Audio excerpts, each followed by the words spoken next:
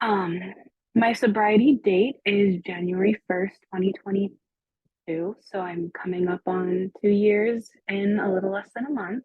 Um, which like I didn't know would be possible. I never thought it would be possible, but at the end of the day, I've learned it really is a daily reprieve.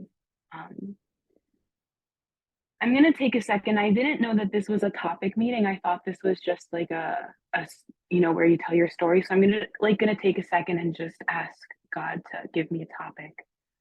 Um, let Him speak through me. So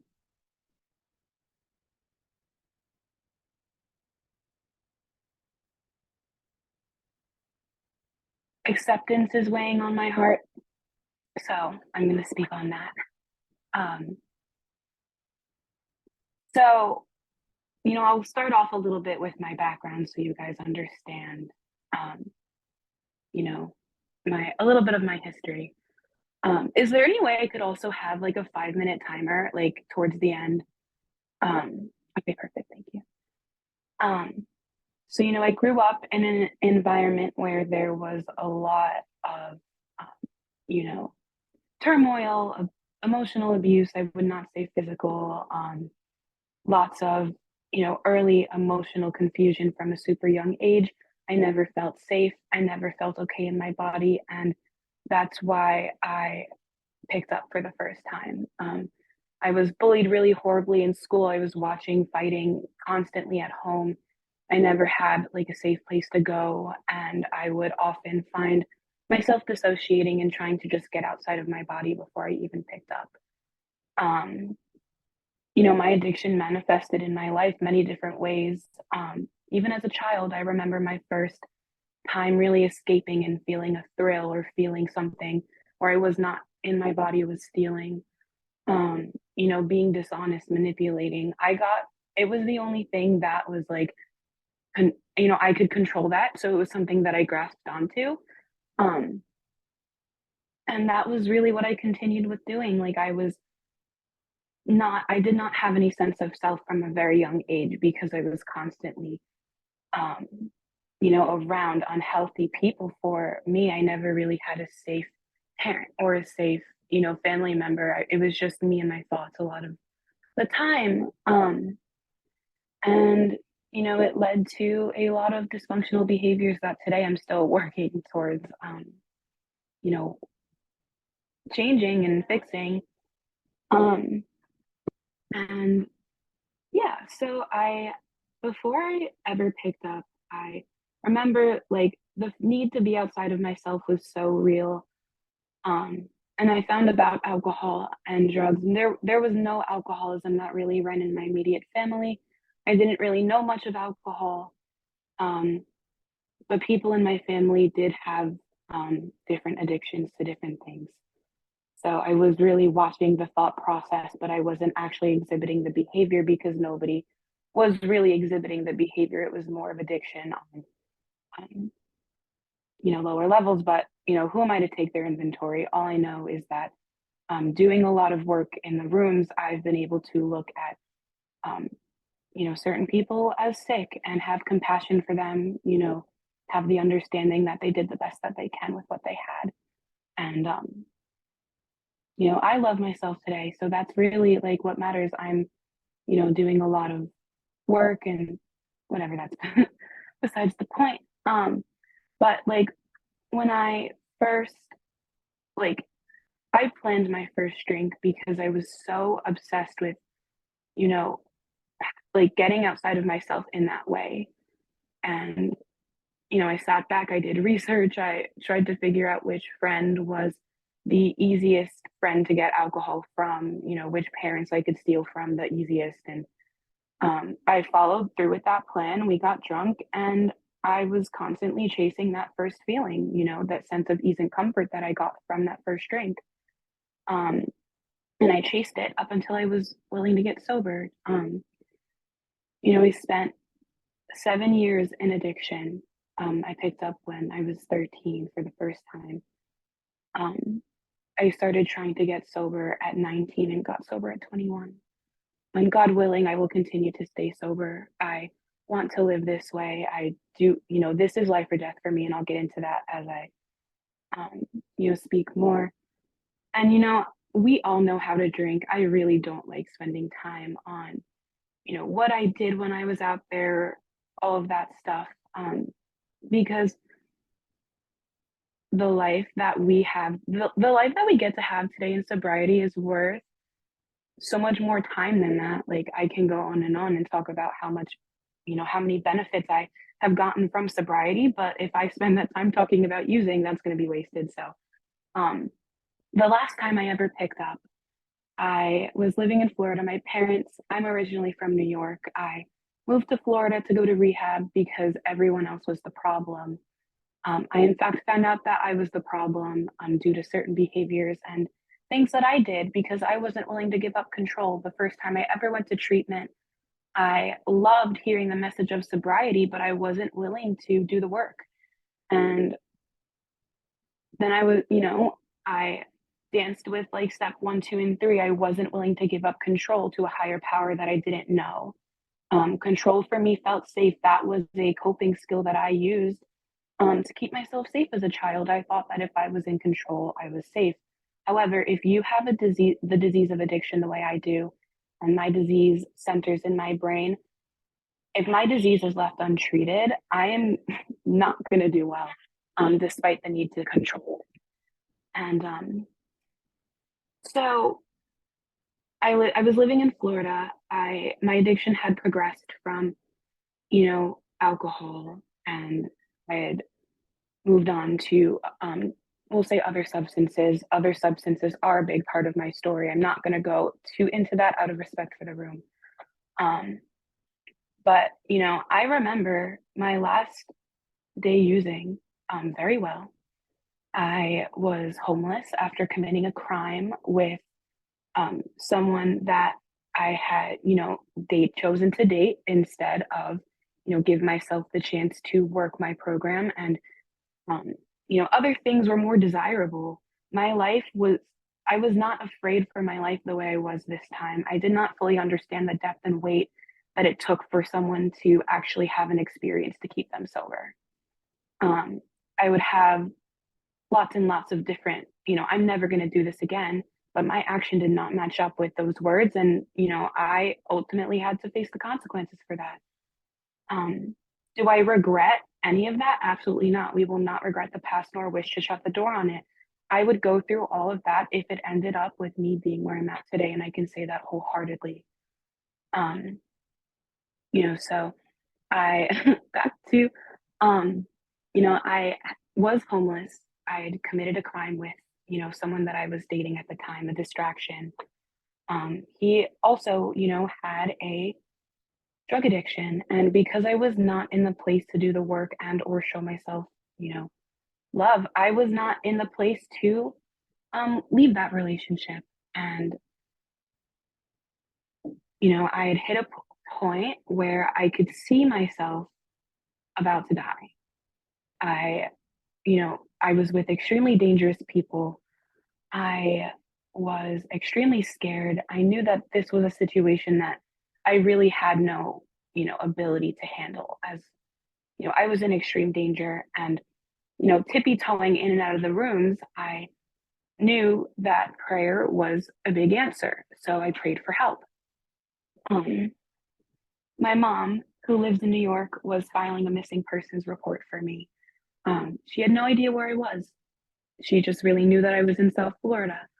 Um, I didn't have a phone or anything around me. I was kind of like not able to leave where I was. There was a shooting right next to where, like right in the vicinity of where I was. Um, and when, the cops got to the shooting, it was reported, all of that. I wanted to win to the police so badly. I was screaming internally for someone to come help me. And, I couldn't at the time, but I popped my head out like at the exact second that I made eye contact with the police officer. And that police officer was the one that was filing my missing persons report. And she recognized me and she got me into treatment. And God willing, I um, will never have to drink or use again after that. Um, in my experience and, all of the, um, everything that I've learned from the program, I know that is divine intervention. That is just my belief. And, that kind of like drastic, you know, higher experience with a higher power, like that happens to me continuously in sobriety. Like, I have miracles happen for me in sobriety, and I can speak on that over and over again. Um, but like, I got the treatment, right? I don't really know how I got the treatment. And I get there and I'm like, I don't even know if I want to stay sober. Like, I don't know if I'm capable of living a sober life after everything that I've done. All of the, um, you know, I made my addiction had control over my mind. I knew that I was sick. I knew that I needed a solution fast, and I knew that I needed help as soon as possible. I was um, somehow just blessed, like the next day, with this incredible willingness to never stay in the same spot or never go back to that spot again because, um, it was very painful. I went through a lot of suffering, a lot of pain, a lot of having to learn, situations the hard way because pain was my greatest teacher up until I got to the point in my life where I didn't want to have to associate pain with learning. Like, if there's something that just doesn't work for me, I can just let that go, all through God. And yeah, so I got through my steps pretty quickly. I got a sponsor immediately. My first experience with a higher power in sobriety was when I had to fly back to my parents' house 2 weeks after I got out of rehab to get emergency surgery. I had no idea how I was going to stay sober. I had no idea. I had no contacts for AA in New York. My family was a very triggering, um, you know, my house was very triggering for me at the time. I didn't know if it was going to be um, something that was going to be good for me, but I hit my knees every day. I begged God to keep me sober um, in the morning, probably a few times throughout the day. And then I thanked God when I stayed sober. And it basically stayed that way until I lost the desire to drink. And for me, the steps are the solution. It took me a very long time. It took it not a very long time. It took me 3 years to, um, you know, it is a daily reprieve, but for me to grasp the concept of what AA was and finally be willing enough to let go of my addiction, that was a very long process. And I kept living in the insanity of, oh, I can have just one. Oh, I can at least just smoke weed. I can, you know, it was just consistent insanity until I came to the complete conclusion that I was beaten and alcohol was my master. Um, and I did the work fast because I knew that I needed a solution fast. I knew that, I was extremely ill. I knew that my disease was speaking to me every day. I needed help and I needed help fast. And as I did my steps fast, I also did my steps thoroughly and honestly and with willingness. I called my sponsor every single day, probably for, um, up until up until a year and a half in. I still speak with my sponsor multiple times a week, but I stayed very close to people who, um, shine their own light. I always was told, um, look at the people who have what you want and stick with them and do what they do. And I did that, and that has changed over time as I grow and as God shapes me into a different person and to who He wants me to be. Um, One of the biggest parts about staying sober um, is consistently remaining teachable.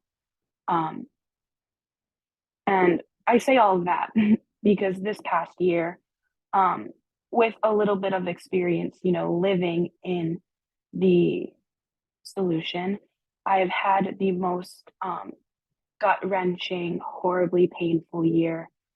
And that's where the acceptance comes in. I know that if I use again or pick up a drink again, I'm going to die. However, I'm also gonna, I want to enjoy my quality of life in sobriety, and we have to continuously accept life on life's terms. But what if life on life's terms is too hard to accept in the moment? What if life on life's terms completely like shifted your reality and everything you knew as you life as you knew as you whoa, I'm sorry. Um Imagine if you know, your life as you knew it was completely shifted within days. And I am not unique in that experience. Um However, acceptance makes that experience much easier, and I fought it multiple times, and I had to learn how to accept things in my life, um, before it made me miserable. Um, we are never going to be, you know, okay, so when I'm closest to God, when I remain to my ultimate truth, which is, I'm an alcoholic. Um, I know that I'm an alcoholic. My sponsor also told me to add on to that truth. Um, you know, Either God is everything or God is nothing. And um, they continued to tell me every single time I had a difficult situation, is God everything or nothing, or did you use today? And they always left me with those questions. And every time I was having a difficult moment, um, they would always ask me that. And I would get so angry um, because, a little bit of how am I doing on time, by the way? So we're at like about 4 minutes. Okay, perfect. Thank you. Um, one experience that I went through this year, um, I had to get brain surgery due to a chronic pain condition that completely uprooted my entire life. I couldn't work, I couldn't do anything, I couldn't go to meetings. I was um, debilitated. I went from working with multiple sponsees, having a beautiful full life, planning on going back to school, accomplishing all of these things for my future and loving my life and feeling like I had to go from someone living in gratitude, like with everything, and then losing all of it once, like all of the things that I identified myself with were taken away. And I was left with myself, the choice to either look at what I had lost or look at what God, um, look at that truth. Is God everything or is God nothing?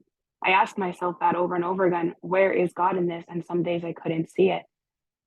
And, you know, after, you know, I got my surgery about 2 months ago. So, nearing the end of the year, I'm actually about to get another brain surgery, which terrifies the living, the life out of me. But I've learned through this journey that I have to walk hand in hand with God. I cannot fight. If I fight, I'm wasting my energy. I could be helping someone with that energy that I'm using to fight. Um, I have a huge responsibility to help others in AA to a extent. I can't sacrifice my health or my well-being or certain things for AA, but I give to AA when AA calls me, when I'm able to be of service. Because if I can't be of service, there's no point of accepting that commitment. So I've learned an incredible amount of um, truth from my experiences in my sobriety. And, I could look at the positive, I mean, the negative, and feel sorry for myself. But also, like, some of the things that I got out of that was um, closer friends, the fellowship, carrying me through a closer relationship with my higher power, choosing to pray and have faith every single day, even when it was terrifying, even when it felt like there was no way out of that. Um, the fellowship showed up. I have real friends today. I have family who loves me today. My family wouldn't look at me before I got sober. They could show that I have, you know, I want this and I wanted this. Um, I get to help people today with that, experience. I get to understand what it means to take care of your body in a different way, respect yourself in a different way. I get to even have self confidence because I'm so proud of the person that God turned me into. And You know, I just try and live every single day like I am a servant to my higher power. My higher power constantly provides.